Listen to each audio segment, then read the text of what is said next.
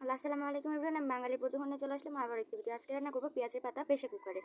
প্রথমে প্রেসার কুকারে কিছু টমেটো দিয়ে নিব, কিছু পেঁয়াজের পাতা দিয়ে নিব।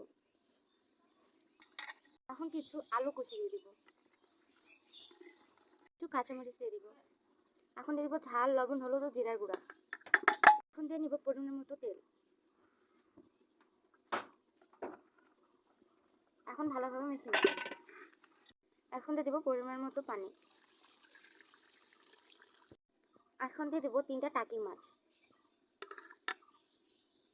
কিছুক্ষণের জন্য প্রেসার কুকারের মুখটা লাগাই দিয়ে চুলায় বসে দিব। 3 থেকে 4টা সিটি দেওয়া হয়ে গেলে প্রেসার কুকারটা নামাই নিয়ে মুখটা খুলাই নেব। এখন করবো তেলানি করার জন্য পাতিলে কিছু পেঁয়াজ দিয়ে নিব এবং পরিমাণ মতো তেল দিয়ে দেবো। এবার ভালোভাবে নাড়াচাড়া করে নেব। হয়ে গেলে আমি পেঁয়াজের পাতাগুলো ঢালে দেওয়া হয়ে গেলে নাড়াচাড়া করে ভালোভাবে কষাই নেব।